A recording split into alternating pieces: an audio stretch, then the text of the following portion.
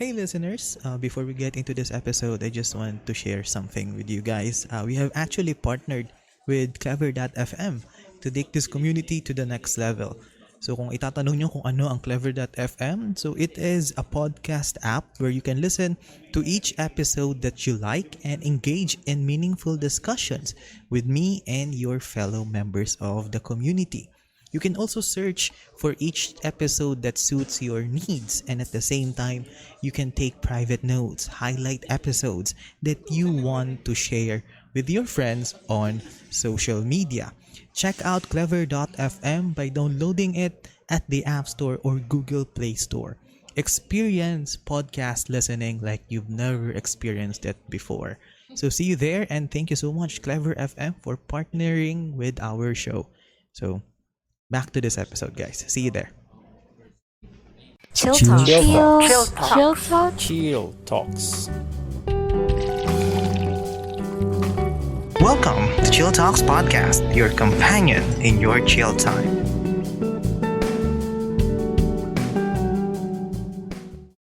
Okay, hello everyone, and welcome to another episode of Chill Talks Podcast, where we discuss anything and everything over a cup of coffee. So I am your host, PJ, and this is the highlight of this month's series of episodes where we will tackle upon the reflection of faith.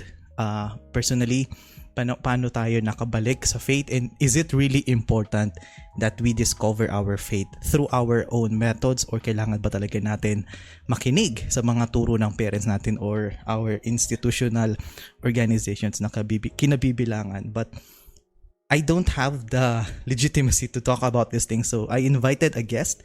He is the host of the Jay Aruga Show and one of the top conservative podcast here in the Philippines, para to give us some light kung bakit nga ba kailangan natin bakit nga ba kailangan natin manindigan sa paniniwala natin, and what causes us to be disarray sa belief natin, and how can we revert to our faith. So hi Jay, thank you so much for accepting. Yes. Hello PJ, thanks for inviting me. Yes, kasi anong tawag nito? I was shocked. I was shocked kasi nung nag-usap tayo, sinabi mo sa akin ang gusto mong i-share is you became an atheist and bumalik ka sa faith mo. So I am sure you've told this story 1,000 times, but for the benefit of our listeners, can you share to us kung paano mo na-discover yung faith mo, bakit ka umalis, and yung bakit ka ulit bumalik? Okay. Ikukwento ko muna kung bakit ako nawala sa faith ko, kasi nag-start naman tayong lahat. And nakwento mo parang yung parents, di ba? And yung institutions. And the same with me. Nag-start ako sa faith ko because of my mom. Yung nanay ko and I'm a Catholic. So sa mga hindi nakakilala sa akin, so yun yung faith ko ngayon. And my Catholic faith was first embedded to me by my mom. Tinuro sa akin ng mom ko. Pero ang napansin ko, looking back, nung time na yon, karamihan sa mga father figures ko and yung mga male role models into porn, or hindi sila masyadong into faith. Alam ko ako saan nagtatago yung tatay ko saan niya tinatago yung Playboy magazine niya. So as a child, parang na-normalize sa akin yung ganito. And yung mga tito ko nga in front of me sa sala nanonood ng porn. May kasamang bata nanonood sila ng porn. And ito yung parang setup ng pamilya noon. In my view, parang mukhang ganito yung setup ng pamilya noon. Parang ang mga lalaki sa household dun papunta. And yun yung isa sa main reasons kung bakit I think na parang nag-fall away ako sa faith. Tapos nung high school, nakamit ako ng barkada na sobrang mga rockers kami nun And I'm not saying na rock music is bad, pero sometimes nakaka-desensitize yung ibang rock music. And syempre parang minsan gusto mong magmukhang cool sa mga maraming tao. So parang itatry mong magkaroon ng extreme na attitude or persona. Eventually, nung college sa UST, doon ako ng atheist. So, the reason I think na naging atheist ako is because I questioned why did I have my faith nga ba? Parang, when I look back, parang it's because of my mom. Siya yung nagsabi na ito yung paniwalaan mo. And yung school, galing ako sa Catholic high school. And when I pondered upon it, naisip ko na parang there's no proof of God naman talaga. Parang the Bible was written by men. And parang sinulat lang ng tao ito. And when you look at science, parang, and medyo nagdedwell na ako into yung mga theory of evolution and all that jazz. I concluded that time na parang there's no reason, no good reason to believe in God. So, I'm not sure kung agnostic ako nun or atheist. Hindi ko maalala. Pero mukhang nagli-lean sa atheist side. Kasi parang to add to that, kasi on my ano tawag nito, were you the kind of atheist dati na yung nakikipagdebate ka sa mga believers na God does not, parang bakit ka naniniwala dyan? Bakit ka nagdadasal sa mga Diyos? So, parang looking back, ano yung mga na-realize mo? Yes. Yung iba, yung mga ibang debate ko is parang mga logical debate na if God is omnipotent, kaya ba niyang gumawa ng kasalanan? Yung mga ganun. Or sa mga parang may flaw sa logic. Yung kaya ba niyang gumawa ng bato na hindi niya kayang buhatin if He's omnipotent? Yung mga classic questions about God. Tapos, ayun. Yun yung sinashock ko yung mga kaibigan ko. Tapos uso pa nun Yahoo groups eh. Nag-send ako ng email sa Yahoo groups nung mga kasama ko sa college. Yung tipong if God exists, bakit may evil sa mundo? So the problem of evil. The problem of evil. Tapos yung I think one interesting topic na brought up noon is, are you familiar with Bruce Almighty? Oo. Diba? There was a segment nung sa movie na yun na lahat ng prayers tinupad niya. So parang yun yung ginamit nung isa naming friend na atheist na sinabi niya sa amin na ayan, diba? If God is real at lahat ng tao tinupad yung mga prayers, bakit may mga tao pa ring naghihirap? Bakit may mga tao pa ring successful? Bakit unfair ang buhay if God exists, diba? So parang na-realize ko na Bruce Almighty is a perfect answer to that, na if God answered everyone then ang mangyayari gulo talaga. And ano tawag nito, and also to add doon sa yun kung bakit nagkaroon din ako ng doubts before, actually na-discover ko siya I think through my course studying sociology and other forms of philosophy that time, na-realize namin na ang lahat ng mindset ng isang tao sa society, everything is a social construct, even religion. Yung tulad nga sinabi mo, di ba? Naniniwala ka sa Diyos because of your mom. Ganun din ako because of my grandma. Yung tipong, nung grade 3 ako, proud ako kasi kabisado ko na yung rosary, lahat ng mysteries. Talagang nire-reset ko siya. Pero as I grew older, na-realize ko na hindi ako naniniwala ako sa Diyos hindi dahil totoo ang Diyos, pero yun lang yung sinabi sa akin nung bata ako. Parang in a way it was yung mindset ko noon, it was a form of brainwashing kasi nung time na yun, 'di ba, as kids wala tayong magagawa pag tinuro sa atin yan, so we have to follow. So parang it's a form of brainwashing na does God really allow that? Did I fall into that kind of rabbit hole? Pero as we dwell into this conversation, paano mo, Jay, na-realize na yung mga opinions natin, your opinions before kung bakit hindi totoo ang Diyos, what made it change throughout your life? Idadagdag ko lang, PJ, na Mhm. because right now I'm raising my children din na parang the same way that my mom and your grandma is raising Yes. you before, na parang you can say brainwashing, pero Mhm. pwede ring indoctrinating. Pero na-realize ko looking back na we were indoctrinated before because as a child, medyo wala pa tayo nung cognitive capacity to Mhm. understand a lot of things. And eventually, I'm excited na i-explain ko sa kanila why we believe what we believe. So, sa start talaga, hahawakan mo yung kamay ng bata into understanding these things. And may mga ibang parents nagsasabi na parang hindi ko ituturo yung belief ko sa anak ko. Mhm. Gusto ko maging critical thinker yung anak ko.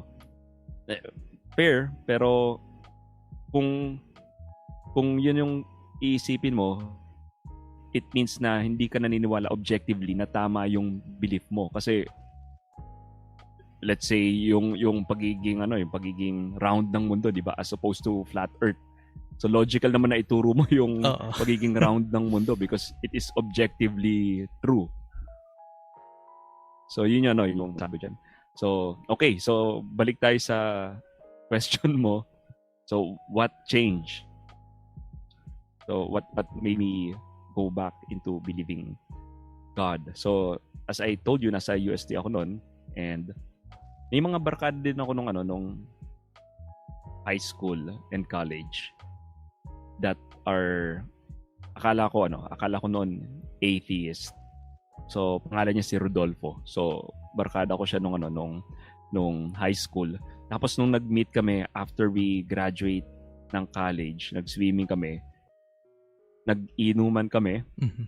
habang nagsiswimming. And tuwing nag-inuman, dyan lumalabas yung mga philosophical discussions. True. So, di ba? So tinanong ako ni Rodolfo ng one simple question. Si Rodolfo at that time, rocker siya eh. Siya yung pinakamagaling mag-gitara sa amin. Mhm. Tapos lagi siya nagsusot ng all black. Kaya inassume namin na atheist siya. Tapos tinanong niya kami, parang naniniwala ba kayo kay God? Tapos ako atheist na. No, hindi ako naniniwala kay God. Pero paano yun? Sino gumawa ng mundo? Or sino ang... Kasi let's say itong upuan na to, nothing can be created without a creator. Hindi bubuo out of nothing yung silya na yan Mhm. nang walang magkukumpone. So when you go back from the existence ng buong universe, kung magba-backtrack ka, and at that time alam ko naman na common scientific belief yung Big Bang. Mhm. So sino yung Big Banger? And at that time napaisip ako, tapos na-visit ako dito kay Rodolfo, parang akala ko atheist ka. Bakit ka nagsasalita ng ganito? Parang, so yun yung first thought ko, si Rodolfo. Tapos idadagdag sa kwento ko yung inciting incident sa UST wherein nag-shoplift ako ng typewriting. Mhm. And nung nag-shoplift ako ng typewriting, bumili ako ng pisong typewriting 25 centavos pa lang yung typewriting noon. So dapat 4 yung kukunin ko. Pero honesty system, kumuha ako ng 5. So nagpasobra lang ako ng 1. Napaisip ako noon na hindi ako nakonsensya sa pag-shoplift ko as an atheist. And I'm not saying na lahat ng atheist walang konsensya. But during that time, because convicted ako that no one is watching me, Mhm. hindi ako nakonsensya. And I thought na parang, God, there's something wrong. And to quote yung si Dostoevsky, yung pagiging godless, pag walang God, there's permission to do anything. Kung hindi ka lang mahuhuli. Parang medyo binutcher ko yata yung quote ni Dostoevsky. Pero you get the point. Yes. Parang everything is permissible. Mhm. Without God, everything is permissible. Yung sinabi ni Dostoevsky. And napaisip ako noon. And nung mga times na yun, hindi pa ako talaga bumalik sa pag-believe kay God. But it planted the seeds. So, eventually, i-spoil ko na, I believed in God nung nagtatrabaho na ako sa isang semiconductor company. I met a guy named Alex who introduced me to Saint Thomas Aquinas' 5 ways of God's existence, of knowing God's existence. So, doon ako na tuto. Kung maganda yan, maganda yung 5 ways and medyo philosophical. Yeah. Hindi ako masyadong handa ngayon to explain all the ways, pero it goes full circle kasi naging atheist ako sa UST, University of Santo Tomas. Tapos naging theist naman ako because of the writings of Saint Thomas Aquinas. And coincidentally I also ano tawag yan, mas lalong lumalim yung belief ko dahil din sa the natural law theory ni Saint Thomas Aquinas on ethics din, on ethics naman. So parang nung nabasa ko yung sulat niya on the natural law, sabi ko parang it makes sense na ano tawag nito? Parang yung kasi ang kaya rin kasi ako na sway off sa faith ko kasi parang lagi parang repetitive kasi. As I observe the Catholic faith or any form of belief, Catholic man, born again, Islam, parang very repetitive yung process kasi technically iisa lang naman ang Quran, iisa lang naman ang contents ng Bible. So parang iikot lang naman siya sa ganun. So same old, gawa ka lang mabuti, gawa ka ng ganyan. Dapat ay bawal magsinungaling, bawal mag-abort. Pero nung nabasa ko yung kay St. Thomas Aquinas, kahit siya question niya yun, yung the divine command na hindi lahat ng situations ay applicable ang bawal ka magsinungaling, bawal ka magganito. Parang he provided a way na, kalimutan ko yung pangalan nun basta DDD yung tawag niya doon. Yung double doctrine ata yun na kung saan, halimbawa, yung sa isang doctor, ang best examples na nababasa ko lagi na examples ng mga supporters ni Aquinas is, bawa yung doctor daw, in order to save the mother, kailangan... Double effect. The principle of double effect. Yeah, the doctrine of double effect. So parang... No, doctrine of double effect. Yung, para daw ma-save yung mother, ma-abort yung bata, may kasalanan bang ginawa yung doctor? Wala. Kasi, hindi niya naman pinatay yung bata for the mother. Parang, namatay yung bata because of saving the mother. So parang yun ang na-realize ko kay St. Thomas Aquinas na you will act based on the situation na presenta sa'yo. Hindi ka lang makikinig sa absolute divine command theory kasi parang kahit siya nawin lang yun. And looking back, sabi ko, hanggang ngayon it's very applicable yung principle, yung natural law theories ni St. Thomas Aquinas, especially yung isa niyang natural law. I think the third one na lahat daw ng tao sa mundo ay inclined na mag-seek to a higher being. Regardless of God ata, regardless daw of God ng Catholic or hindi, lahat daw ng tao ay may urge to discover something bigger than themselves. And so far, yun yung nangyayari. And yeah, looking back, so parang it's just the same. Pero I have a question sa you, Jay, kasi parang this was lingering on my thoughts for a while na, and ngayon ko na to i-open. How would we know as persons na kung ang biyayang binibigay sa atin ay galing sa Diyos or is it just validating our own bias? Let's say for example, parang nag-ask ako ng sign for a salary, tapos biglang may dumating na pera. Is it the work of the God, or parang am I just fueling that bias na ay since natupad ko yung gusto ko? So parang ganun siya. Magandang tanong yan, Magandang tanong yan. And syempre na salamat at na banggit mo yung natural law. Kasi for me may kinalaman sa sa kabutihan because kailangan i-discern mo kunwari nagdasal ka, kailangan i-discern mo if it came from something good or not. And yun din yung way ng ng simbahan para malaman kung genuine yung mga miracles or yung mga apparitions.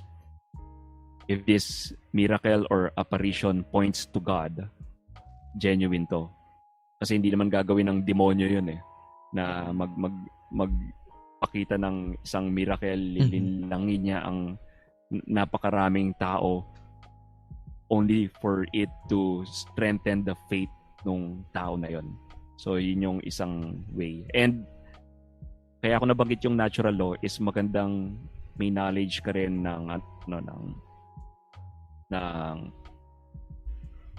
moral theology, because kung yung answered prayer ba is something na that's good, it can be from God. Pero kung something na may masamang nangyari tapos ikaw yung nag-benefit, baka medyo kailangan i-discern mo yon. Kaya yun yung reason kung bakit ko nabanggit yung natural law. And at this age, palasak yung yung naniniwala sa tinatawag na moral relativism, na parang there's no right or wrong. Ang nag-dictate lang ng right or wrong is yung tao mismo, kung ano yung paniniwala niya na right or wrong. So, that's how I would put it. Kapag nagdasal ka and something happened, tapos it's through something good, maring it's from God. Although God would allow din naman minsan yung evil to happen, would allow, hindi siya yung mismong gumawa. Pero generally that's how I would put it. I hope I'm making sense. Yeah, you make sense kasi parang based on your answer na pa-reflect tuloy ako kasi nung yung mom ko kasi, yung stepmom ko ngayon and my dad, nag-usap kami dati, parang nagbago daw ako dahil pinagdasal daw nila ako kay Saint Michael, pinagdasal daw nila ako kay God na gabayan ako. So parang ang dasal nila sa akin, wag ako magbago. Ang sabi lang sa akin, pinagdasal nila ako, naggabayan lang ako to give me the strength na magbago. So parang nung bata ako, I think bulakbol talaga ako noon eh. Hindi pala I think, sigurado ako bulakbol ako noon. Tapos pinagdasal nila ako, naggabayan daw ako ni Saint Michael, tapos ni God. So parang nung time na yun, nung kinento nila sa akin, natawa lang ako kasi parang bakit nyo ako pinagdasal eh, nung time na yun naging bulakbol pa rin ako all throughout the years. I think matagal-tagal ako bago nagbago noon. Pero hindi daw sila sumuko sa pagdasal sa akin. And dun sa sinabi mong sagot, so parang I kinda see it as a work of God then. Kasi maybe all those years He allowed gumawa ko ng kalokohan, masaktan yung parents ko, even though hindi naman maganda yun. Pero eventually, it led me to a path na kung saan sigurado na ako kung saan ako lulugar and saan yung faith ko mapupunta. So parang ganun. It kind of makes sense. Kung saan ka mapapabuti. If the things that are answering your prayers ay napapabuti ka, then it's a work of God. And if not, then baka personal bias mo na lang yun. And parang this kind of leads me to the next question. Tulad ng sinabi mo kanina sa moral relativism na kung saan ano tawag na to? Yung ang moral natin ay depende, quote unquote, depende na lang yan sa tao. So parang dumarating na tayo sa ganun. So relative. Kaya very relative. Because relative. And nakakatakot siya. In a way, nakakatakot siya. Pero I want to lang, I want to ask you, paano lulugar ang konsepto ng conservatism sa panahon ngayon na lahat ng tao ay nakadepende na lang sa unawain natin ng mga tao, kailangan natin ng pag-uunawa, maging open tayo sa lahat. Saan lulugar ang conservatism in setting the boundaries sa moral relativism and doing what is right in general? Good question yan kasi yung conservatism is wide. Hindi man pag sinabing conservative is parang religion yan na dapat nag-agree na tayo sa lahat ng mga issues. Kaya parang may part ng conservatism na opinion pa rin ng mga tao. Although most ng mga conservatives na kilala ko ay hindi moral relativist. And kung titignan mo rin sa West, only because may mga religion sila and yung iba parang seeking din na mahanap yung right and wrong. Although hindi ko sinasabi na yung kasi yung kabaliktaran ng ng moral relativism is yung moral objectivism, wherein yung right and wrong is objective sa isang grounded siya sa ating mga naniniwala sa Diyos.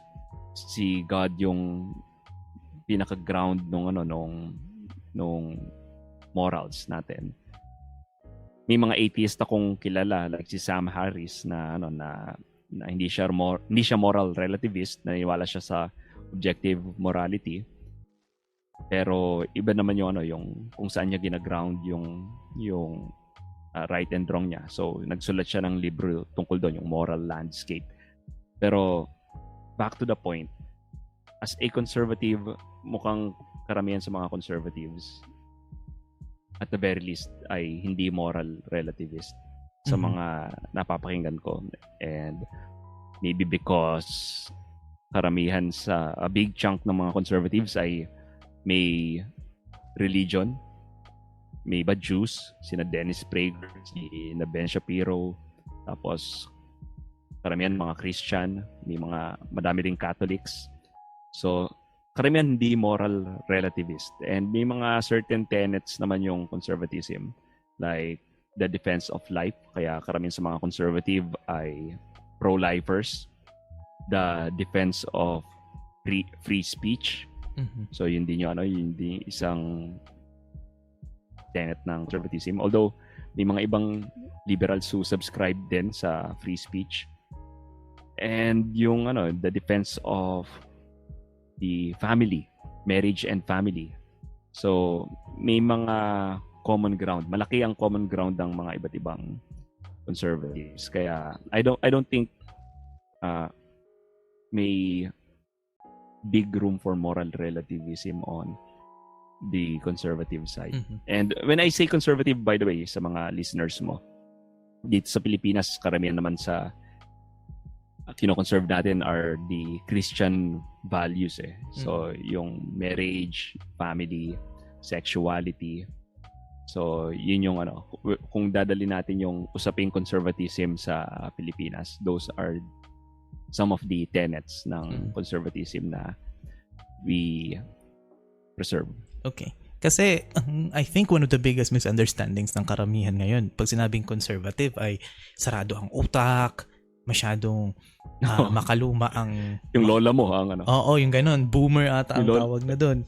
Yung lolo mo na nalunod na ng Biblia.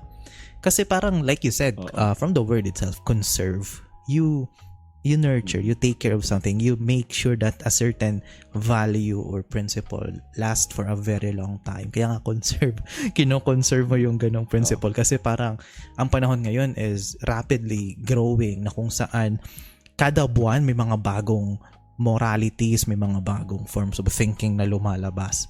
And parang it kind of makes sense, parang assurance na rin sa tao na assurance na rin sa tao na may mga traditional values pa rin tayo na hindi dapat mawala.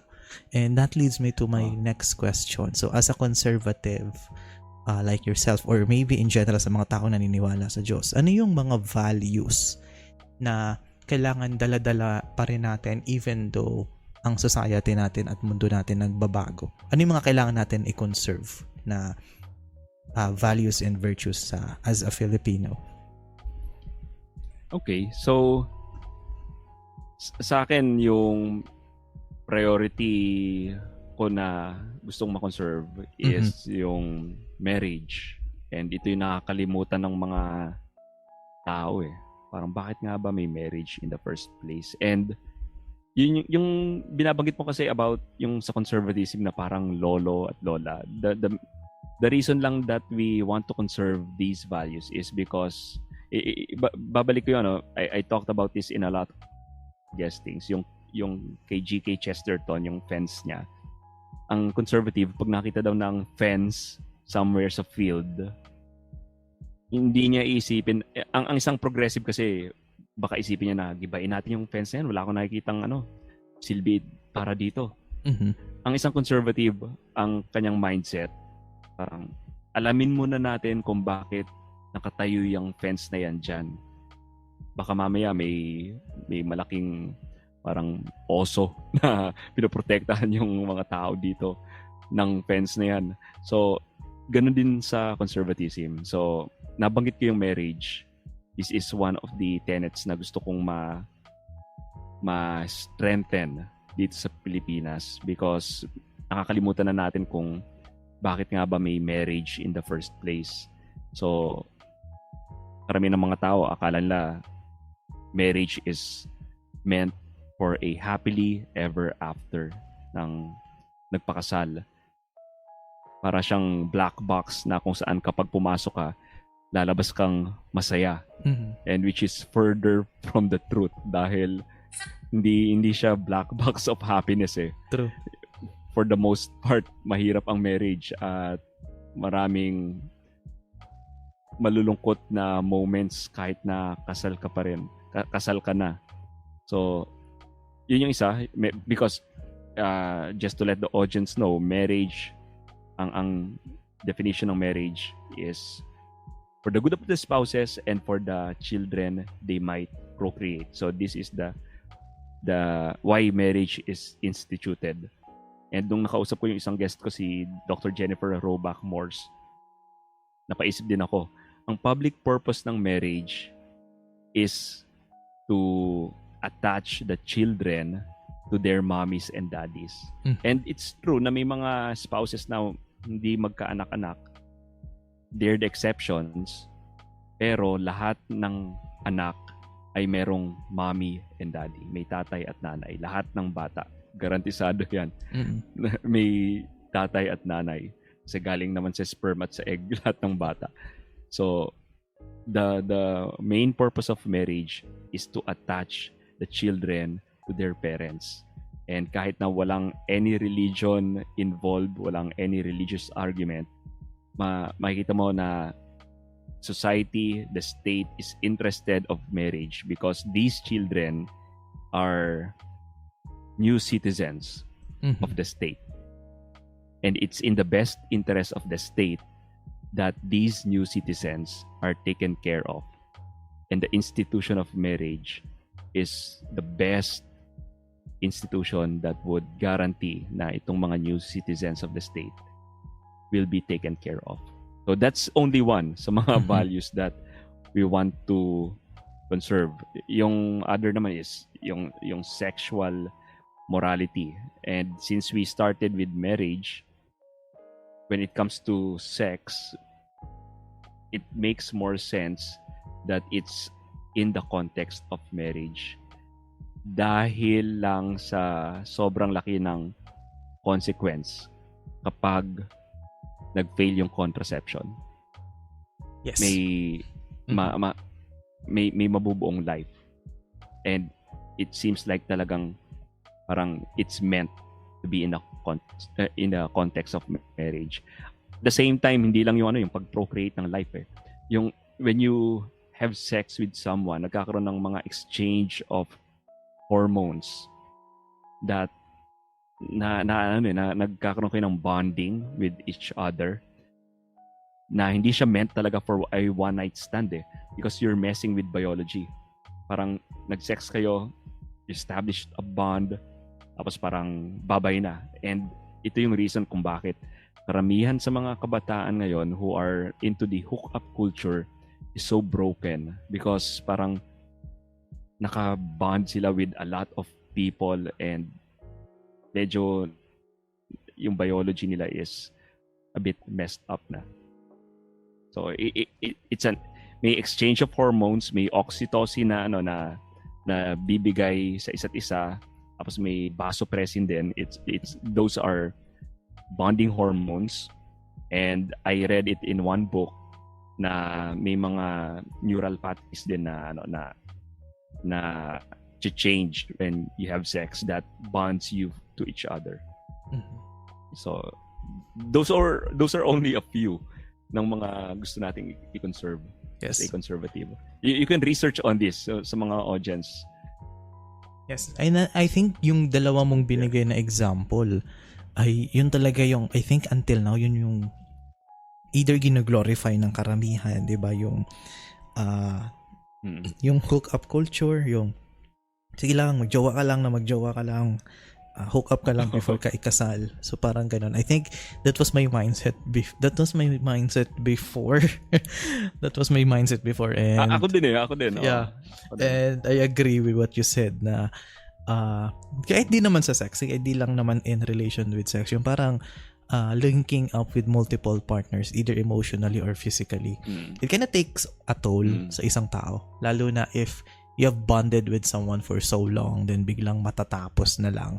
It kind of messed you up at some point. That's why parang ang hirap sa atin maka-move on pag nakipag-break up in long-term relationships kasi may nabago na sa sistema ng katawan talaga natin for that.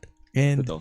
And pagdating... dadagdag ko lang pala, PJ, especially sa mga kabataan. Let's say if you date na ang purpose of dating is not ending in marriage. Kunwari parang yun yung gusto kong i-bring up ngayon sa mga kabataan.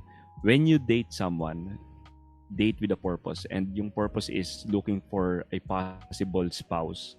Kasi maano yun parang it's pointless kung makipag-date ka tapos parang ang purpose mo is magkaroon lang ng good time with that person. So tingin ko ito yung sinasabi mo na kahit hindi sa sex, pero you had a lot of multiple partners na nagbonding kayo emotionally, parang nakakasira ng chemistry ng brain, kaya medyo you'll end up broken. Kaya the best way is hanap ka ng boyfriend or girlfriend with a purpose talaga na someday mapapangasawa mo yung tao na yon. And so hindi naman one shot siya. Hindi naman siya yung kasi minsan yun nga, kaya din naman talaga masakit ang breakups kasi sometimes may mga tao na they date to marry tapos biglang nasira yung ganun.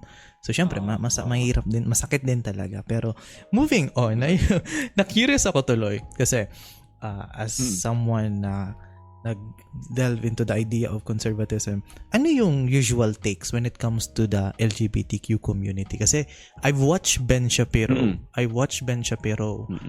Pinanood ko rin sino yun? Yung speaker ni Donald Trump na gay. Kayleigh McEnany. Yung isa. Kayleigh? Yung gay Jew ba siya? Nakalimutan ko yung si Dave Rubin. Dave Rubin ba? Hindi pa yung isa, yung naging pro-Trump siya, pero at the same time may belief siya and gay siya at the same time. Si Milo. Yan, si Milo Yiannopoulos. Si Milo. I've watched those people na kung saan even though they are grounded in faith, parang ang ibang idea, ang idea niya is sex is only dalawa lang talaga and the rest is social construct na. So parang you cannot declare someone as gay, woman, pero eventually biologically lalaki, babae pa rin sila. So on your take, what's your perspective dito sa nangyayari sa atin na rise of the LGBTQ community natin? Mahaba ang usapan niya kasi mahaba yung acronym LGBTQIP2SAA. Yes. Lesbian, gay, bisexual, trans, queer, and questioning, intersex, pansexual, two spirits, asexual, and allies. So humaba na pala.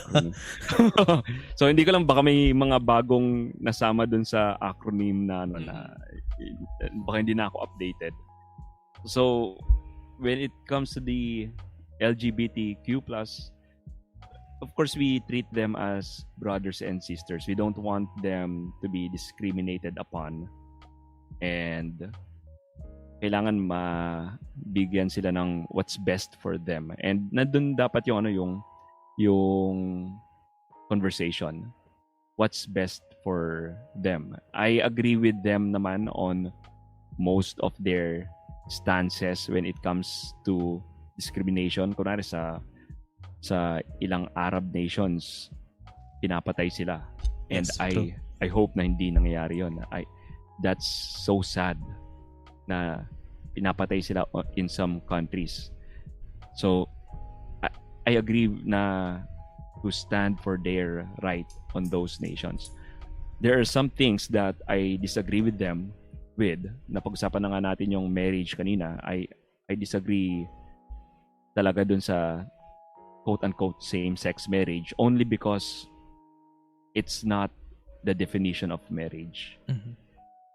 So, yun yung disagreement ko doon. Si Ben Shapiro, when it comes to same-sex marriage, sabi niya, marriage shouldn't be like a state problem, dapat outside the state. I disagree for the reasons that I mentioned earlier. Na the state is interested in marriage for the purpose of connecting the children to their mom and dad. So, yung problema ko sa same-sex marriage has something to do with it as well. And I talked about IVF a few days ago sa aking podcast because kapag nag-marry sila, medyo saan sila kukuha ng anak. And minsan parang magpapa-IVF sila. And parang sapilitan mong kukunin sa isang parent, sa kabilang parent yung yung bata kung magpapa-IVF ka. And the problem with that is not that yung same sex is a bad parent. The problem is on the missing parent. Yun yung problem talaga doon. So, two dads cannot make up for a mom. And two moms cannot make up for the missing dad. So, those are some of the problems because redefining marriage redefines parenthood. So that's yun yung yung issue ko dun sa same-sex marriage. Although I pray kung marami akong kaibigan who has same-sex attractions na may lesbian relationship, gay relationship, I pray for them. And hindi naman ako yung tipong tao na huwag nyo gagawin yan. Masusunog kayo sa impyerno. Hindi mo mababasagin yan. These things we can talk in a civil manner. So we can give each other's parang side in a civil manner. Mm-hmm. So that's the L and G part. Yung sa trans naman, medyo yung sa transgenderism. So ito nga yung sikat na tanong ni Matt Walsh, what is a woman? Kasi right now medyo naagrabyado yung mga kababaihan. Hindi masyadong napapansin ng marami. And in fact, yung Gabriela nga, yung women's group natin dito sa Pilipinas, parang sineselebrate pa nila yung LGBTQ+ community and especially yung trans community. Pero medyo parang taken for granted yung mga kababaihan because as we speak, may mga sports events na kasali ang isang trans woman who is a biological man na sila yung namamayagpag. Yes. At yung mga napanood ko yun. True. Si Leah Thomas yung isa. So that's one example. And may may mga prisons pa nga sa US na parang may isang guy who is parang nakasuhan siya ng sexual assault. Tapos nag-identify lang siya as a woman. Isang guy na nakasuhan ng sexual assault, nag-identify siya as a woman. Tapos nalipat na siya doon sa women's prison. Tapos marami ngayon sa women's prison na bubuntis. Kaya medyo parang what's up with that? So medyo parang nandito na tayo sa baba ng slippery slope kasi sabi nila parang bakit kayo masyadong nagrereklamo tungkol dito, parang hindi naman mangyayari yon, parang that's just a slippery slope argument, pero mukhang nangyari. So sa bathrooms, may mga news sa Loudoun County, USA na may na-rape sa female bathroom because inallow yung isang lalaking nakasaya doon. May mga malaking disadvantage when we model the difference between man and woman. And na-mention mo nga yung social construct. Maraming kasabi na the differences between males and females are just social construct. Pero I disagree. Medyo parang biologically makikita mo yung differences. Although maraming similarities ang males and females. Mas marami kaysa sa differences. Lahat tayo kailangan kumain, lahat tayo kailangan matulog. Mhm. Pero yung differences is what matters.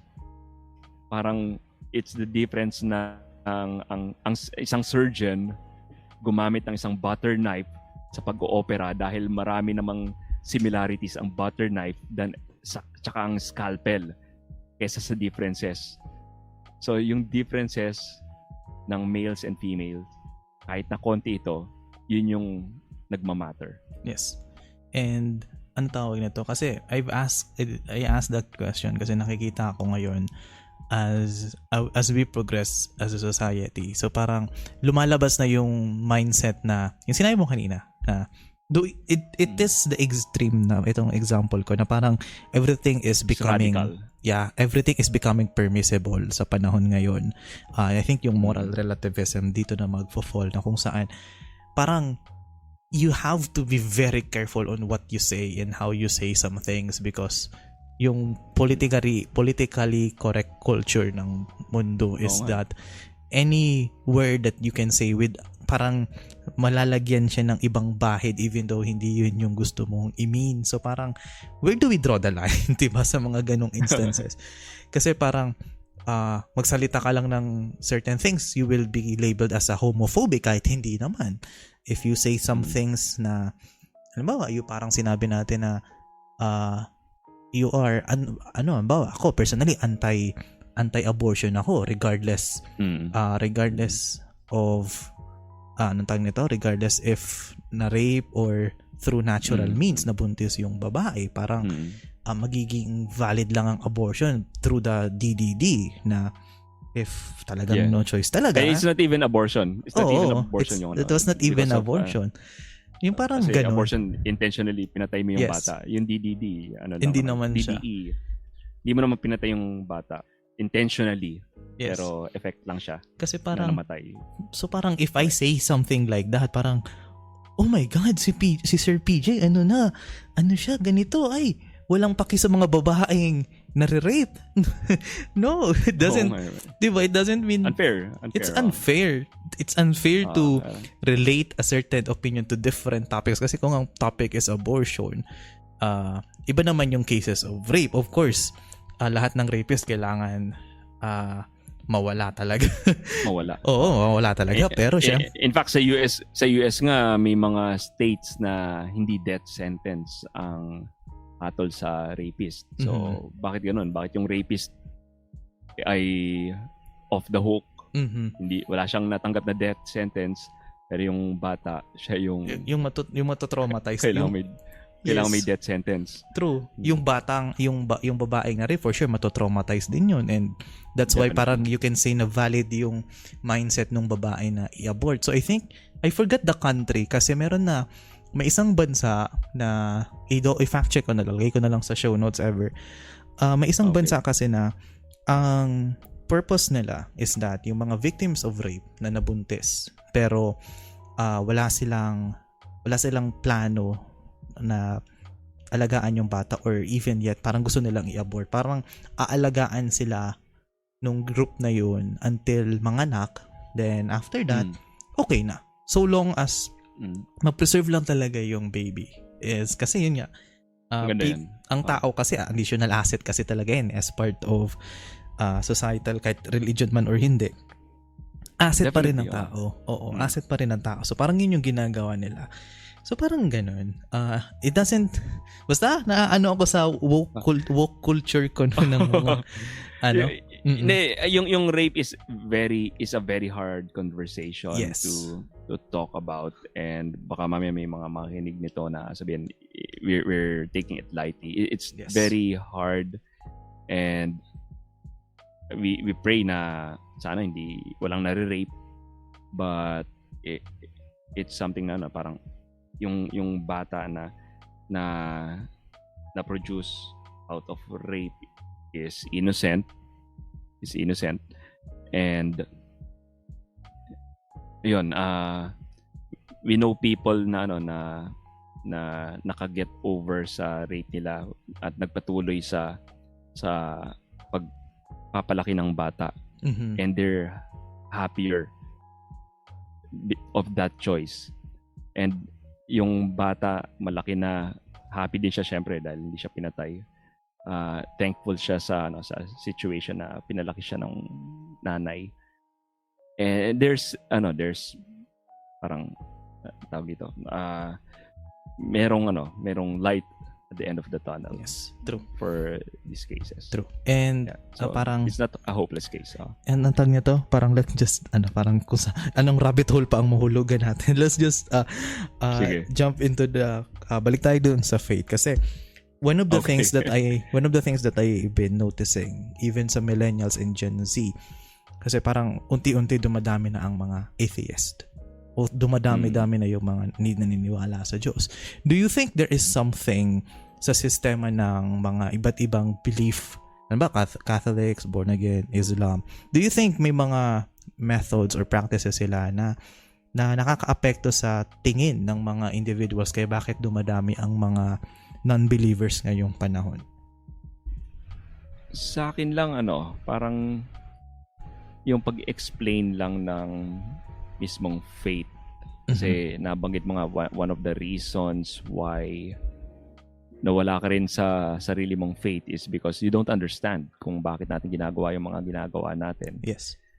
And this is why myself and may mga friends ako na Catholic apologist, si Burns Kasi is one, is we're determined to have podcast to explain the faith clearly. So, yun yung tingin kong kulang. But hindi naman siya parang problema na hindi mo masusolusyonan. Kailangan lang talaga mas magtulungan tayo to explaining the faith, explaining the moral teachings.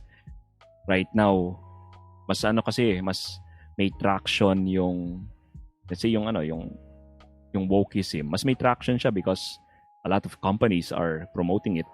Hollywood is promoting it. Yung mga news sites and channels sa US, they're promoting it. Kaya mas may traction sila eh. And tingin ko the reason na kumakalat yung ideologies ng wokeism and eventually yung iba atheism is because of these. And mahabang usapan kung bakit napunta doon yung mga companies and yung Hollywood. But I think ang magagawan lang natin ng paraan is to really fight it through spreading information. Maganda yung podcast na ginagawa mo, PJ. Spread natin yung mga information, why we believe, what we believe, stick with each other. Then, siguro, gamitin lang natin din tong mga tools ng social media, podcasting, etc. And I call people who are into this na mag-go into content creation because we need you to spread the faith, spread the information, and have conversations with people para ma-explain yung side natin. Yes. And parang jump ulit tayo dun sa kasi yun yung faith na pinag-usapan natin. Let's talk about practicing naman the faith kasi I've been na-notice ko rin na yun nga marami ring nagiging atheist at the same time marami din naman ang nagiging firm believer, naniniwala sa Diyos, which is a good thing din. Kasi parang pero minsan na I observe something na when they are sharing their own opinions, sharing their own arguments on certain topics or certain issues, parang ang lagi nilang binabato lagi. Ay kasi sabi ng Bible, sabi ng Diyos, kailangan maniwala tayo sa Diyos, konting faith lang. Parang is there a certain limit pagdating sa ganong expression na kasi minsan kasi people are not taking those arguments very seriously na sa panahon ngayon eh. Na you cannot just use the argument of God, the argument of the Bible in justifying whether something is true or not. So, as someone who is grounded on faith, paano natin i-express ang ating opinions, ideas in a way na that is socially acceptable and at the same time hindi pa rin nagsisway or hindi pa rin lumalayo sa paniniwala na pinaniniwalaan natin as Catholics or as Christians. Okay.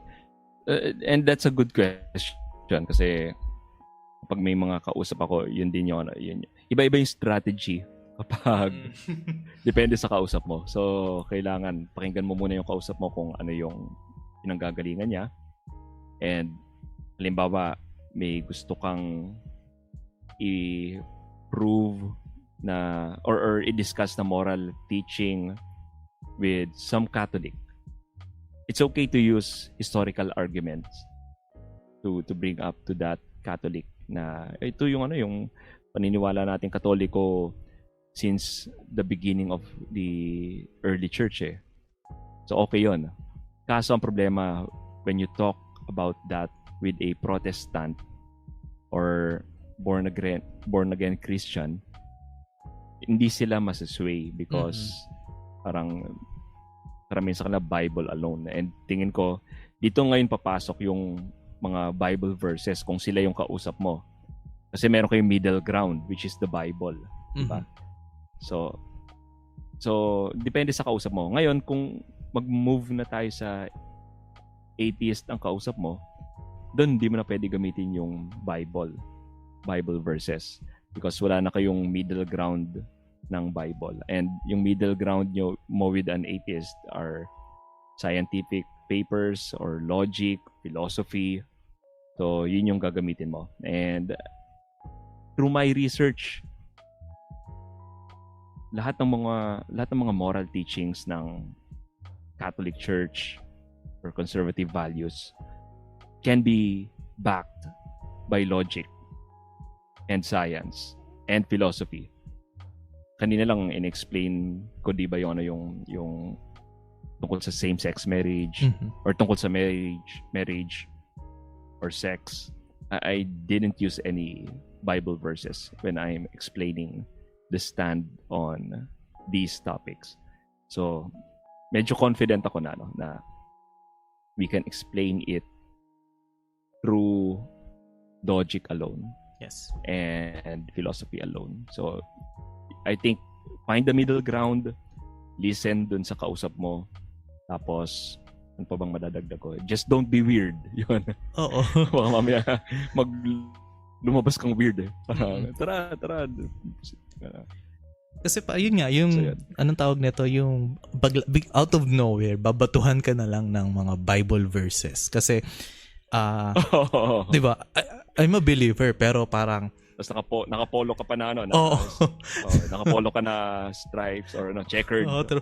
So, may ballpen ka pa, tapos tapos bibisikan mo ng holy water, medyo parang hindi iba na siya kasi some of my friends actually think atheist ako, non-believer ako because parang I want to engage conversation sa kanila on certain topics and see kung saan nga ba talaga magpo-fall ang perspective natin based on our faith. Napagkakamali na lang ko na, bakit mo kine-question yung mga ganyan? Diba ang sabi ng Diyos ganito, ang sabi ng Bible verse na ganito. Sabi ko, alam ko yan yung sinasabi ng Bible verse. Pero syempre, I want to know kung ano ang tingin mo. Alangan naman ang prinsipyo mo sa buhay. Alangan naman ang paninindigan mo sa buhay. Ay iikot lang sa Bible verse. I think hindi rin naman yun yung turo ng sa New Testament na makikinig lang tayo solely doon na we have to also make our choices. So parang yun yung gusto ko iparating sa kanila. So parang ganun, natawa lang ako, binatuan ako na sandamakmak na Bible verses na out of context dun sa conversation namin on, I think that was, ang napag-usapan namin nun is divorce and abortion nun eh. So parang gusto ko makita yung yung side nila. Sang ano? Are they Christian?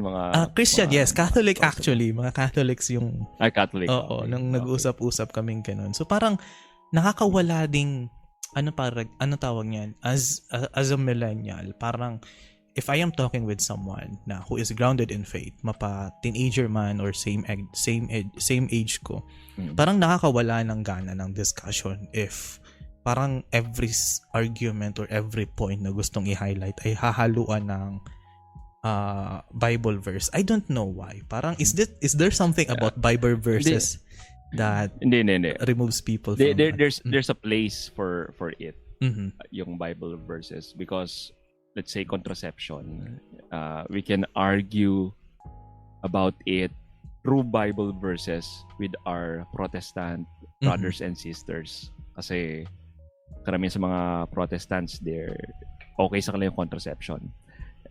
Sa Catholics, hindi. So when you're talking about this sa Protestant, pwede mong banggitin yung kay Onan sa Genesis, pero hindi mo pwedeng gamitin ito, let's say, kapag nasa hearing ka na sa Senado or nasa nasa Kongreso ka na. And yun yung regret ko, because nung hinihear yung RH bill, medyo lumalabas na ang mga Katoliko are only against this because of biblical defense. Yes. Hindi na True. put forward yung mga side effects ng mga contraception, True. yung mga maaring maging effect nito sa society. So yun yung medyo malungkot nung hinihear yung contraception. So yun, there's a place for it, and I think you're just starting a parang conversation with your friends para din hopefully magkaroon sila ng ma-equip din sila to defend certain moral issues when they talk to other person who are not of the same faith Yes. as them. Kasi parang there was a conversation that was brought up nung nag-usap-usap kami. Sabi nila sa akin, bakit pangangailangan natin questionin ang mga bagay-bagay? Sinaad na nga sa Bible, tinuro na nga ng simbahan yan. So bakit pa natin kailangan i-depensahan yan? Kasi sabi na nga ng Diyos yan eh. So, ang tanong ko naman, since totoo nga siya, since So yung sinasabi kong don't be weird. So magmumukha kang si Pacquiao sa Senado na nag-argue ng mga batas by citing Bible verses. Yes. And weird ka. Ang sagot ko naman doon, if you want to, ano yung tawag niyan? If we believe God is real, if we believe lahat ng tinuturo ng Diyos ay totoo, bakit hindi tayo makaprovide ng real world and logical example for those? Bakit kailangan natin mag-retreat back sa Bible? Bakit kailangan natin i-limit ang ating argumentation sa Bible na pinaniniwalaan natin na hindi pinaniniwalaan ng karamihan? Diba? If God is real, then lahat ng nasa mundo na ngayon can be used as a basis to prove that His teachings in morality, values, virtues are real. So parang ganun. Sabi nila sa akin, matulog ka na, lasing ka na. Okay. So parang so when it comes to morality, I discovered na lahat talaga ng mga moral teachings ng church can be linked to logic and science. True. So coincidentally, yung IVF na nga lang yung pinakahuli para sa akin. And recent ko lang na laman yung logical defense on this. And so parang ganun. Parang hindi yun yung perspective na hindi nakakikita ng most believers natin na kung saan you can use the Bible as your foundation. You can use it as the foundation of your beliefs. Kasi personally, ngayon, ang binabalik-balikan ko ngayon sa Bible is yung Proverbs eh. Yung dati, dinedma ko yung Proverbs na yan. Pero, upon reading the Proverbs, ay ko lang, halos lahat na nandito, applicable ngayon. So, you can use that. So maganda yung maganda yung where you're coming from, and ang next na mga battle right now sa society, kasi natalo na tayo sa RH bill, naging law na siya, and hindi gumana yung tactic that we're using Bible verses to defend it. Ang mga next na laban will be, let's say, on SOGI bill, on the divorce law, and hopefully ang mga magde-defend sa family and marriage would use logic and statistics or philosophy on it. Kasi parang yun, ang panahon kasi natin ngayon, parang the Bible is no longer enough reason as an argument to to propel your point. So parang ganun yung nangyayari. So syempre, we have to hindi naman sa it's not enough. May time lang to use the Bible and may time not to use the Bible kapag nagde-defend, because when it comes to law, we want secular reasons when writing the law. Hindi naman natin linagay sa batas na bawal magnakaw dahil nakasulat ito sa Exodus chapter 20. Sa Ten Commandments. May reason sa right to property kung bakit nandun yan sa ligang batas natin. May mga consequences talaga, 'di ba?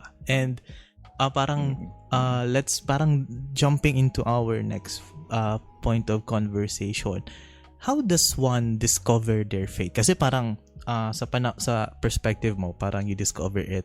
You believe in God out of your own din, and ganun din sa akin. Naniwala ako sa Diyos kasi through my own discovery, hindi dahil sa sinabi sa akin ng mga parents ko. So on your side, Sir Jay, paano natin, how can young people, kasi for sure, dyan yan nagsisimula, how can young people discover their own faith, or maybe how can we further strengthen our faith if it's already existing? Just continue asking. Always question your assumptions. Definitely, totoo naman tong faith na pinaniniwalaan namin ni PJ. Bulletproof yung mga defense dito. And I'm confident na bulletproof yung defense sa faith natin, PJ. So sa mga millennials, Gen Z na nakikinig, continue asking, continue seeking, and eventually it will lead you to the truth. Yun yung masasabi ko. Kung merong parang itch, may inconsistency, kunwari natanong ka ng what is a woman, parang ganon, explore mo lang ano ba talaga yung woman. So, kunwari isang person, tapos di mo ano nga ba yung woman? Kasi kung ang woman is yung trans woman, nakasuot siya ng pang babae, hindi parang lumalabas na tama yung social construct na ang babae dapat long hair or nagsasaya, or para lalabas na parang costume lang yung woman. So yun yung first step, laging magtanong lang na magtanong, and kung may something that doesn't make sense, try to understand bakit hindi ito nagme-make sense, and eventually everyone will be led to the truth. Yes. So yun yung first step.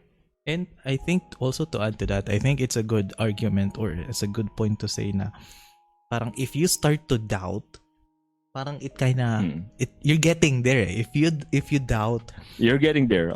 You're getting there. Parang hindi yung na-realize ko nung na-discover ko yung faith ko na if hindi ako nagduda, siguro hindi ata napalakas yung kasi if you doubt something, parang gusto mong patunayan kung totoo ba siya or hindi. So you will explore and tama. Explore. So parang ganun siya. And dati pinagsisisihan ko na naging atheist ako eh. Kasi parang may point na nahirapan akong totally maniwala kay God. Yun yung pinagsisisihan ko yung pagiging atheist ko. But looking in hindsight, bigla ko na-realize na naging atheist ako before siguro para malaman ko tong mga alam ko ngayon at ma-share ko sa mga tao. Kasi kung di ako naging atheist, baka naniniwala ako kay God blindly, and hindi ko malalaman yung mga 5 ways ni Aquinas, yung mga defense on these moral teachings. Baka dogmatically ko lang sila i-accept. And naging atheist ako before for me to start studying the faith, the moral teachings, and at the same time, dahil alam ko na ang mga ito, I would be able to share it to more people. So, yun yung pinag-usapan natin kanina na baka si Lord inallow niya yung mga negative things sa buhay mo because it's leading you to somewhere big. Yes. And parang to add, parang sakto it will lead to our next topic kasi one of the most famous quotes na I think umiikot ngayon sa mga tao sa Philippines is that nasa tao ang gawa, nasa Diyos ang awa. So parang how would we know as people na 'di ba parang it connection to sa unang kong natanong kanina, but how would we know kung kailan tayo titigil at ipapaubaya sa Diyos ang sitwasyon natin, or how would we continue working, pero kailan ba tayo hihinto at ipaubaya na lang sa Diyos yung mga bagay na ginagawa natin? Magandang tanong yan kasi I've been pondering about it dahil may limit yung energy ko sa pagpa-podcast and meron din akong day job na medyo nakakapagod din. I think ang magandang attitude lang is ibigay mo at whatever you can, na kung ano yung kayang ibigay mo, and just let God multiply it. Yung gospel a few days ago is yung I think yung feeding of the 5,000. Oh, yes, I remember. And kung matatandaan mo, parang meron lang 5 baskets of loaves yata at saka 2 baskets of fish. Hindi ko alam, baka baligtad. Pero may mga few baskets lang. At yun lang yung meron sila. Parang sinabi ni Andrew kay Jesus, ito may tao dito. Ito lang yung dala niya. Tapos parang binigay lang nila kay Jesus yung kung ano lang yung meron sila. Tapos na si Jesus na yung bahalang gumawa ng miracle to feed the 5,000. Mm-hmm. And maraming mga ganyang kwento. Like si Mother Teresa, nung naisip niyang mag-feed ng poor, wala siyang dala Wala siyang dala. Dinala lang niya yung pinakamaliit na mga bagay na kaya niyang dalhin. Parang ilang pera lang, tsaka ilang tinapay. Tapos may Bible siyang dala. Yun lang yung dala niya. Pero si Lord na yung bahalang nag-multiply ng generosity niya. And in the end, parang nakabuo siya ng missionaries of charity. So, ang masasabi ko lang is, give whatever you have, kung ano yung meron ka. Hayaan mo lang si Jesus yung mag-multiply nun. Mm-hmm. Samahan mo ng dasal. Mm-hmm. Basta ang bigay mo is yung alam mong kaya mong ibigay. Yes. So, hindi man siguro yung buong buhayan mo. Oh. Pero at least hindi siya yung parang kaunti lang na hindi siya yung kaunti na parang basta lang may maibigay. Hindi yung ganoon. Pero kailangan ibigay yung puso mo. And samahan mo ng dasal. Tapos si Jesus na yung bahalang mag-multiply dun sa ginawa mo para leave room for a miracle. Yes. Is what I'm saying. Yung tipong you will do everything na if you look back, parang wala kang what if. I think yun din ata yung ginawa ko before. Starting my podcasting, nang venture ako sa new career, nagtatrabaho ako. So parang inisip ko na as long as walang what if na tumatakbo sa utak ko, okay na sa akin ipaubaya lahat sa Diyos. Kasi if may what if pa akong iniisip, ibig sabihin I can still do something sa bagay na ginagawa ko. If parang may duda pa ako sa sarili ko, ibig sabihin may hindi pa ako nagagawa na kaya ko naman gawin. So after I accomplish those things, okay na, sige na. Sa'yo na po siya. God, okay na. Sa'yo na po siya. And parang that kind of mindset allowed me, parang mas naging pun intended, mas naging chill ako as a person. Kasi parang people have been asking me before na bakit daw ang chill ko, ba't daw hindi ako madaling magalit. Wow. Sabi ko, actually irritable akong tao. Irritable akong tao, pero ang ginawa ko lang na practice, if I can control ano yung turo sa akin ng magulang ko, until now dala-dala ko eh. If you can control something, why are you getting frustrated? Kasi kaya mo, may kaya ka naman gawin.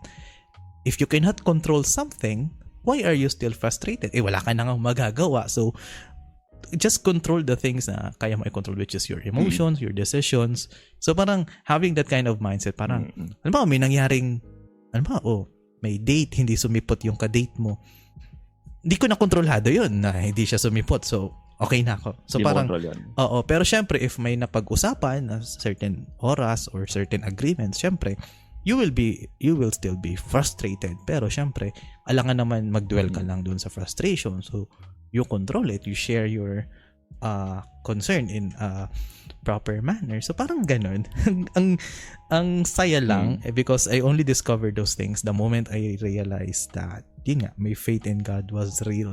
And this will lead us to our final point of conversation. Sa panahon ngayon, Jay, na yun nga, progressive na yung mindset, nagbago na yung mga utak-utak natin.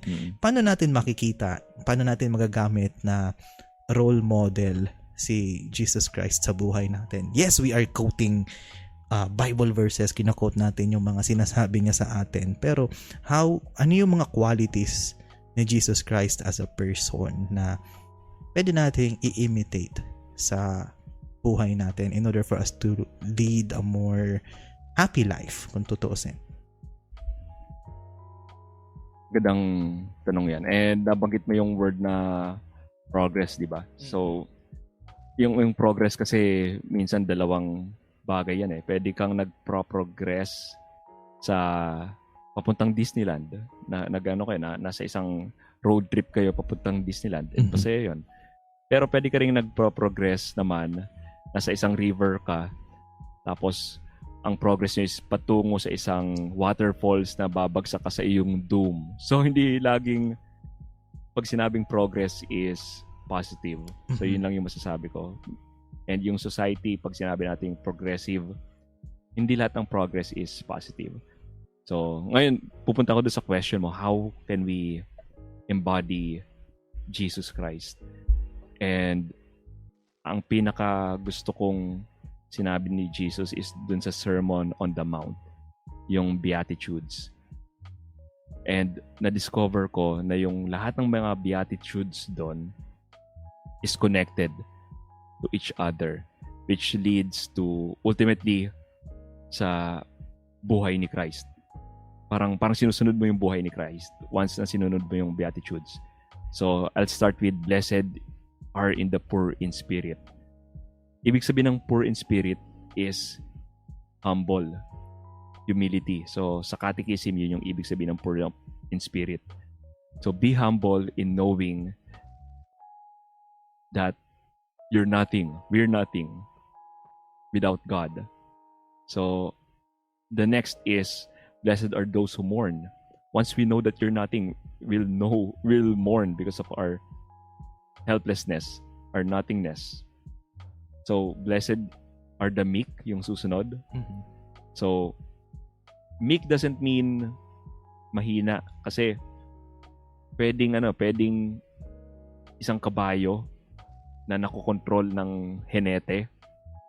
Ang kabayo, sobrang lakas niya. Kaya niyang sipahin yung henete, tapos tatansik yung henete. But nagpapakita siya ng meekness to be controlled, to be tamed. So tayo, we need that in us. Yung meekness to be tamed by God. Next is blessed are those who hunger and thirst for righteousness. So we need to know what's right. We need to thirst. We need to study what's right and pray to the Lord para i-open up niya sa atin what's right. Blessed are the merciful. Have mercy. Be merciful. Blessed are the pure in heart. Be pure in heart. Maging mabait and magdasal for the grace of God para ma-achieve ito. Blessed are the peacemakers. And kapag na medyo bumabait na tayo, we'd want peace. And we'd like to spread peace sa mga tao sa paligid natin. And lastly, kung gusto natin sundin si Christ, blessed are those who are persecuted. Eventually, ma-persecute tayo. But ito yung cost of being a Christian, of being a follower of Christ. Sabi ni Christ, if the world hates you, know that it hated me first. And the world will indeed hate us. So, mga Christians, eventually, the world will hate us. But kailangan talaga ituro natin yung teachings, yung moral teachings ni Christ para din sa mundo ito, for a better world, for our children, our family. So, have courage. Yes. And that's all I'd like to say. Parang anong tawag niyan? To add to those things na sinabi mo. Actually, naku, kakatayin ako ng magulang ko. Actually, nakalimutan ko yung sa Beatitudes. Oo nga naman. Ang ganda nga, ang perfect example nga yan in order to follow Christ. Kasi sa panahon ngayon, ang mindset natin ngayon is dapat ano yung I think it was a quote of Aristotle yun, na you have to be kind to everyone because each and every one of them is battling something. So parang ganon. Doon na tayo pumapasok sa ganong era of mindsetting, which is actually good. Kasi before, we don't have, I don't know sa millennials, pero as a millennial, parang nung time na yun, hindi yun pumasok sa utak namin na you have to be kind to everyone, not because tinuro sa'yo na maging mabait ka, but also you have to consider that people are undergoing things. Parang doon din pumasok yung concept ko ng pagiging mabait at pagiging mabuti. Kasi technically, if we follow Christ, hindi naman siya yung pinoportray ng karamihan na co-believers natin na if you follow Christ, everything will be happy, everything will be rainbows, everything will be butterflies. No. No, actually, if you follow Christ, stressful siya kung tutuusin. Stressful siya. Eventually, you'll suffer. Pero you're suffering with a purpose. Yes. You're suffering with a purpose. Hindi empty yung suffering mo. Yung tipong, if you follow Christ, hindi ibig sabihin na you will be peaceful. It's because you suffered, that's why you achieved that kind of peace. So parang ganun, dun siya nagfo-fall, and at the same time, yung, anong tawag na to? Yung pagiging mabait sa pagiging mabuting tao na sa atin kasi ngayon, ang definition natin ng mabait, halimbawa, tahimik sa klase, hindi gumagawa ng mali. Ay, mabait yan. Wala yung ginagawang mali. Yun yung usual nating connotation. Pero usually, nagpo-fall ang pagiging mabuting tao if you correct kung ano yung mali. If you provide solutions kung ano yung mali, it kind of leads you to goodness. Kasi pag hindi ka gumagawa ng mali, hindi ka rin gumagawa ng tama, asan ang kabutihan doon? so parang dun din nagfo-fall. Kaya I agree yung sinabi mo na blessed are those who are persecuted, kasi sometimes if you want to correct things na mali, you will be persecuted by those people na naniniwala na tama yung mali na nakikita sa society natin. So that's why if you challenge the truth, if you want to correct some things in society, people will persecute you because hindi sila naniniwala na mali yung kanilang pinaninindigan sa buhay. So parang ganun. If you want to, sa mga nakikinig, sige. Iba-backtrack ko din na at the beginning of the Beatitudes, yung humility ang pinaka-important. So, kailangan maging humble. Hindi tayo mabait per se dahil without the grace of God, hindi tayo mabait. I mean, kapag na-accept mo na you're nothing without the grace of God, hindi naman tayo mabait, hindi natin kayang maging mabait on our own, magkakaroon ka ng realization na parang magkakaroon ka din ng tolerance sa ibang tao. Yes. Because kung ikaw nga hindi ka mabait, ano pa yung ibang tao. Yeah. And But kailangan mo ng grace of God. I think, Hunger for the grace I of think God. there's a reason kung bakit humility ata yung number 1 eh. Para maiwasan yung messianic complex na na And even Jesus is humble. Oo. Diba? Nasa Philippians chapter 2 verse 6 na iniwan niya yung form of God to be with us. So yun yung ano. Yung tipong sinasabi niya na kaya ko tong gawin dahil sa Diyos, hindi lang dahil sa akin. So parang ganun. If you don't, parang anong tawag niyan? If you don't connect your own personal agenda, if you do not connect your own personal profits in doing good things to others, in helping other people, parang mas lumalabas na mas genuine ang ginagawa mo. And it's not, parang walang bitter taste. Ang iba kasi gumagawa ng mabuti for the sake na gusto nila maging feel good, gusto nilang ma-praise. So parang it kinda leave a bad taste if hindi nila nakuha yung ganong recognition when doing something good. And how do I know that? Nangyari yan sa akin dati. I've experienced those things, and yeah, actually being humble. Pero pag ginawa ka kasing humble ng Diyos, pucha, talaga ibababa ka talaga. Totoo yun, Ibababa ka talaga eh. And minsan magandang bagay yun. Because minsan lumalaki talaga yung ulo natin. Stress. Kailangan natin ng Yes. kailangan natin ng less ni Lord. Yes. So minsan just mag thank you ka na lang kapag ginawa kang humble ni Yes. Lord. Yung tipong, And I experienced that. I Yes. experienced that as well. yung tipong, oy, sumusobra ka na. Tama na yan. Okay na. You had your fun, pero tama na. Know your place. Medyo malaking talaga. Malaking parang dagok talaga kung gawin kang humble ni Lord. Oh, pero after that, is go. You will find a better pacing for yourself, and you will find better peace talaga. Yes. As And you'll in- come back strong. Yes, true. And with that said, so parang it was a good way to close up this episode. So, thank you so much, Jay, and hopefully more episodes with you in the future. And sa mga nakikinig, I enjoyed our conversation. yes, so much. Ako din.